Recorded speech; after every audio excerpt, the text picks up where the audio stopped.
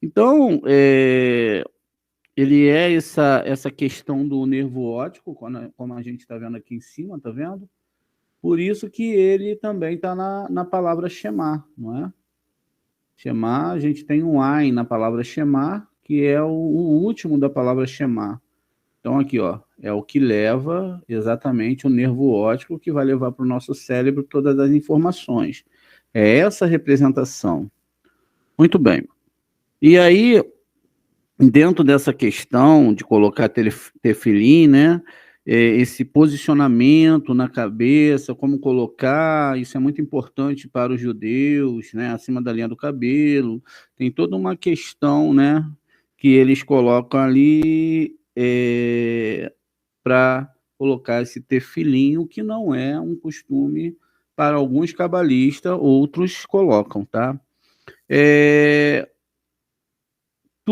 todas as 22 letras do Aleph Beit devem ser escritas na Torá em tamanho pequeno, médio ou grande, como a gente tem visto, né, durante tudo isso. Na palavra Shema, o Ain, ele é imenso. Não sei se vocês que têm Sidur já observaram isso, que no Sidur a gente vai ter o Shema e o Ain, ele vai ter um tamanho, a gente vai ter no Shema exatamente essa conotação aqui. A gente tem o Shin, o Man, e só que esses Shin Man, eles vão estar bem menores que o Ain, tá vendo? Ó? Então, quando você lê, o Ain vai estar bem maior lá no Shema. Ela é escrita assim. E seu comentário sobre o livro do Salmo, né, o Tzemach Tzadek, ele explica que este ai grande é, na verdade, o antídoto para o ai, da palavra miar, da floresta, que aparece no Salmo 80. Vamos ver aqui no Salmo 80. Vamos trazer ele para dentro da nossa realidade visual, não é isso? Para que ele chegue na nossa realidade mental. Então, a letra A, a gente tem aqui, ó. Já viram que o A está aqui pequenininho, tá vendo? Ó, o bom dessa Torá online é que ela traz muita coisa boa. Ela traz essas letrinhas quando são mudadas, algumas, nem todas, tá? Mas já é uma grande ajuda para aqueles que não podem comprar um Tanar. Se vocês quiserem um Tanar mais correto que existe é o Tanar Koren. Ele é todo em hebraico, mas para quem estuda realmente, ele faz toda a diferença. Tá vendo aqui, olha lá, o Yud, o A em pequenininho, aí, né? Ou seja, o né, do Tzemach Tzadek explica que este Ai é grande, ele é um antídoto para o Ai da palavra miar, que é essa aqui, ó. Tá vendo? Então, esse antídoto que ele tem. Destrói a vinha de Israel, né? É o que está dizendo ali, destrói a vinha de Israel. Vamos lá ver a tradução lá, ó. Ó Deus dos exércitos, volta-te para nós, rogamos-te, atende do céu e visita esta videira. Né? Então, é assim que está sendo descrito aqui, a vinha de Israel, que aparece no Salmo 80. O javali da floresta, Maiá, a destrói, né? A vinha de Israel, e o inseto rastejante do campo se alimenta dela. O Ain da palavra floresta, né, que está aqui, ó, tá vendo? Ela está ligeiramente suspensa sobre o restante da palavra. Rashi afirma que os judeus forem justos e cumprirem a vontade de Deus, então este ai suspenso será transformado no Aleph. Então, futuramente, né, quando tiver justiça, e aí eu já não vou ter mais essa palavra aí, mas vou ter a palavra Yud e Ain lá se transformar, né? Esse Ain vai se transformar porque você sabe que as duas letras, ou não sabe, né? Não sei, as duas letras que não têm sons dentro do alfabeto hebraico é justamente o Ain e o Aleph.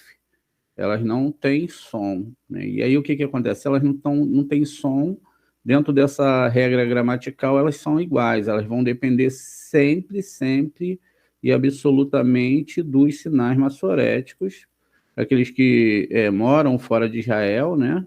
Lá em Israel não se usa. Ainda que os sinais maçoréticos, para os cabalistas, ele tem muito valor.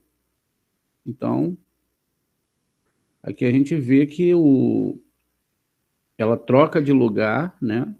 E ela se transforma num Yud aí, ó, num Aleph, quer dizer. Muito bem. E aí, que é Ior, né? Então, essa palavra Ior, né, que significa rio, um javali na floresta é perigoso, pode atacar e ferir gravemente uma pessoa. Um javali no rio, porém, não pode nadar e só pode nadar, perdão, e torna-se inofensivo. Tá vendo? Quando você muda as palavras, quando você sabe como trabalhar com as questões da Torá, quando você consegue chegar nesse meio de entendimento, quer dizer, a própria videira, oliveira ou qualquer planta, ela pode ser machucada, até por um inseto. Um inseto no rio, o que significa? Se não tiver uma folha, ele está um pouco em dificuldades, não é verdade? É interessante notar que o A em suspenso de miar ocorre exatamente no meio do livro dos Salmos, que isso está em Kedushim 30a. O ponto metade da Torá ocorre na palavra Garrom, que está em Vaikra 11:41. Vamos lá, em Vaikra, Levítico, né, no 11:41, podendo ter oscilação por causa das traduções. Felizmente, ainda que esse livro aqui seja de judaísmo, né, ele ainda mantém as traduções aqui cristãs. Então, a palavra Garrom, vamos achar 11:41. 41. Não está, tá vendo? Eles mudam o versículo e não está a mesma coisa. Então, eu tenho aqui a palavra Garrom, tá vendo aqui, ó? O Vav está imenso, né? Essa palavra traduzida é como cobra, né? Ambas as terminologias deste ponto do meio denotam mal ou ruína.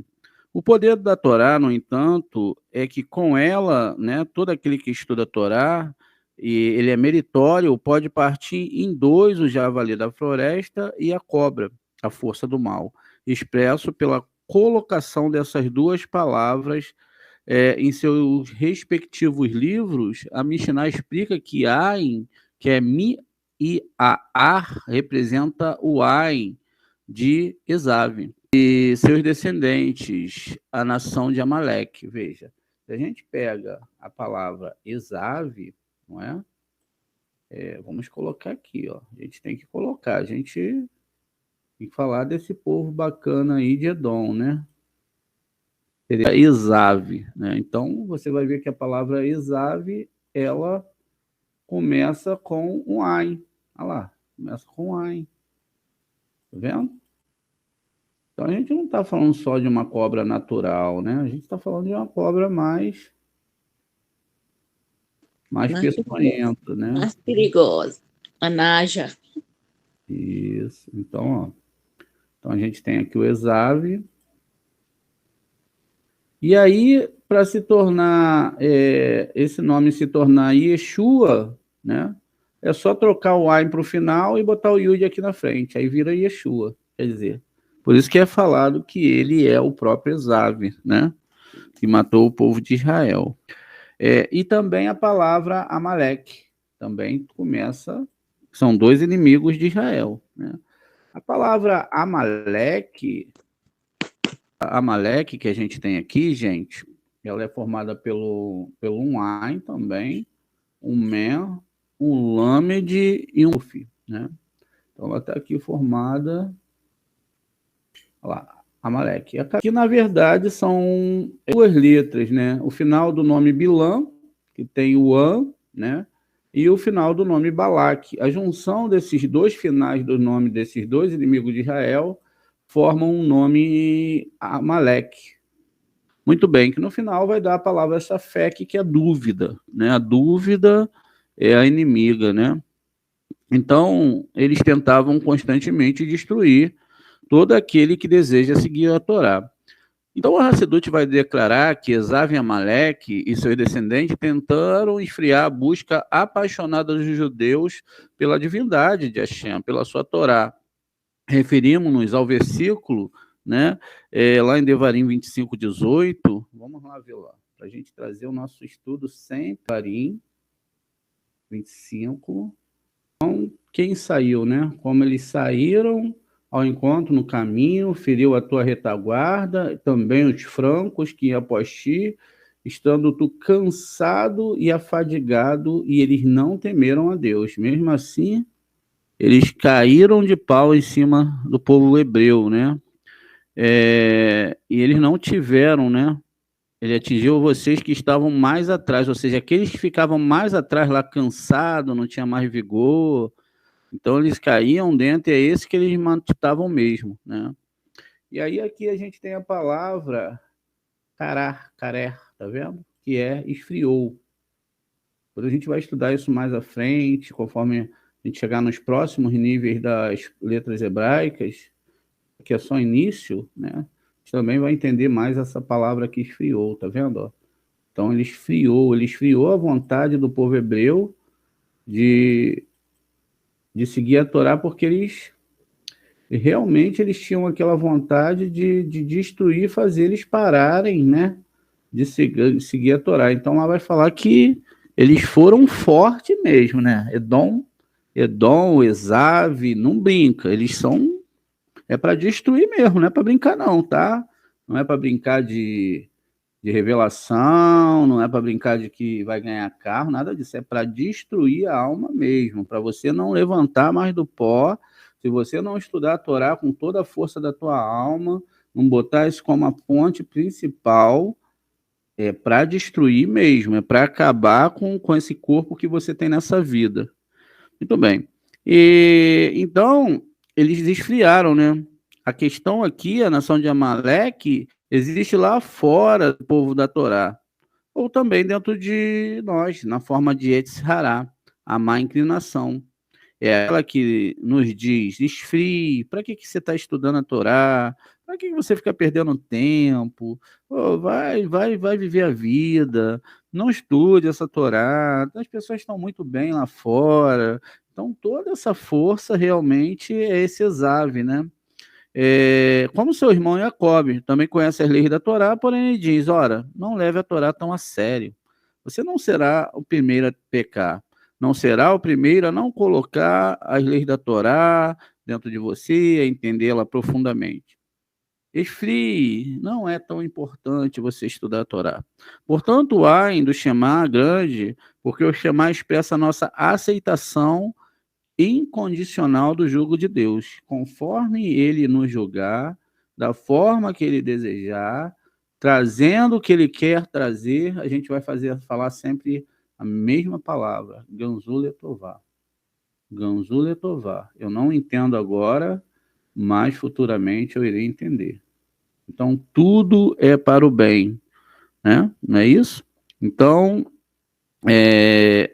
o Shema expressa a nossa aceitação incondicional ao jugo de Deus, e tendo feito esse compromisso, todos nós que aceitamos a Torá transformam o Ain de Esav e Amaleque, que é a diferença, no Ain do Shema. Tá vendo? Lá em cima o Ain já mudou, que é a paixão pela Torá e pela divindade. A gematria, né, o valor numérico de Ain, a gente sabe que é 70. Vamos botar lá. Ela não só é a 16ª letra, como também agora ela vale na sua gematria 70, o que é diferente da sua sequência, não é? A sequência ela é a 16ª e aqui ela tem um valor de 70. E aí um rabino, né, chamado Rabi Eleazar ben Azaria, disse: eu sou como um homem de 70 anos de idade e jamais consegui provar que se deve recitar o versículo sobre sair do Egito no 3º parágrafo do Shema. À noite, até que encontrei as palavras de Ben-Zomar, que explicou o versículo: lembra-te da saída do Egito todos os dias da tua vida, da seguinte maneira, porque o versículo inclui a palavra todos parece ser redundante. Portanto, Benzomar explica que os dias da sua vida significam durante o dia. Todos vêm para incluir também as noites. Os rabinos acrescentaram a palavra de Benzomar.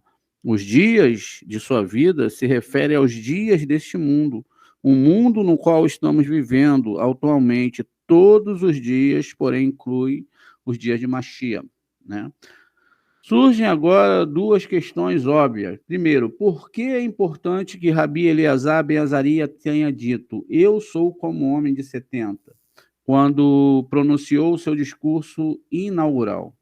Em segundo, por que ele escolheu fazer seu primeiro discurso público sobre o terceiro parágrafo do Shema?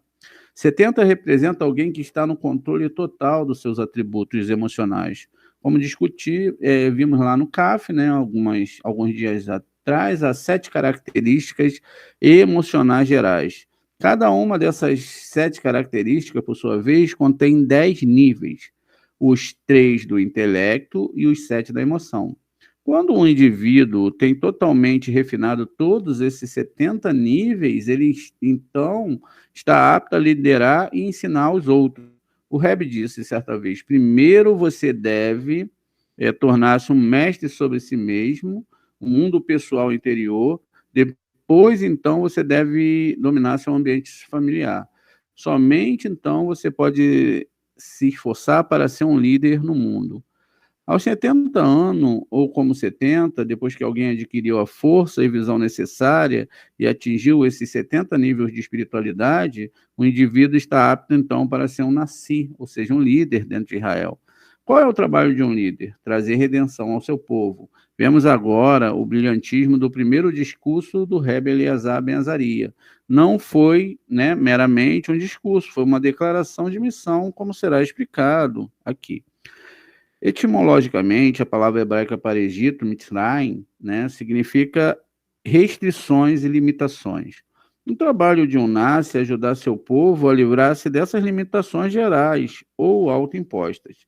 Isto é conhecido como Geulah, redenção, os dias do Mashiach. Há 3 estágios para a redenção. O primeiro é recitar a passagem sobre sair do Egito durante o dia. Isso representa condições de viver em luz quando os tempos são bons, quando o povo judeu tem sua terra e não há perigo de assimilação ou antissemitismo, né? O estado quase perfeito que existiu durante o primeiro templo, né, sagrado. Lá tinha realmente uma áurea muito boa quando o rei Davi estava aí. Quando as coisas estão indo bem, as pessoas é obrigada a dar passos ainda maiores e prosperar, emergir na prece, no estudo, atingir níveis ainda mais elevados de piedade, ajudando os outros. Escrever comentários, explanar os ensinamentos da Torá, né? E do Zohar é a nossa obrigação. O segundo estágio, no que diz respeito a Benzomar, é recitar à noite a passagem sobre deixar o Egito. Pois mesmo durante o exílio, mesmo durante as horas mais sombrias e desafiantes, um indivíduo ou um povo são obrigados a sair das suas fronteiras atuais. Uma pessoa deve transcender suas restrições, independentemente da sua condição econômica ou status sociais. O Rambam é um exemplo perfeito. Primeiro, ele escapou do Almo a Vidas, na Espanha, fugiu então para o Marrocos e, por fim, se estabeleceu no Egito, a terra de restrições e limitações. O que Rambam ali neste ambiente estranho, hostil para os judeus? Ele escreveu sua obra magna, conhecida como Mishneh Torah, o único texto na história que codificou toda a Torá.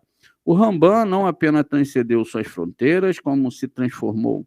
Finalmente, os rabinos dizem que neste mundo, antes mesmo da suprema revelação de Mashiach, devemos incorporar a realidade da redenção em nosso ser, nossa constituição. Devemos levar nossas vidas plenamente como estudantes de Kabbalah, de Torá.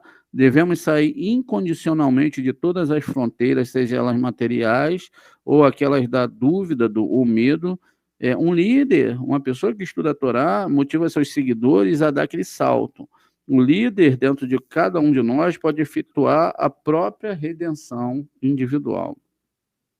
O Rambam, muitas pessoas não conhecem a história dele, mas ele era abastardo, e aí o seu irmão sai com todo o tesouro da família, né? E o barco afunda, eles perdem a riqueza, ele perde também o irmão, depois ele casa e perde 2 filhos, e aí ele entra numa depressão muito grande, fica 10 anos em cima de uma cama com uma depressão fora do comum, até que, de repente, ele sai dessa escuridão e vai escrever o Mishneh Torah.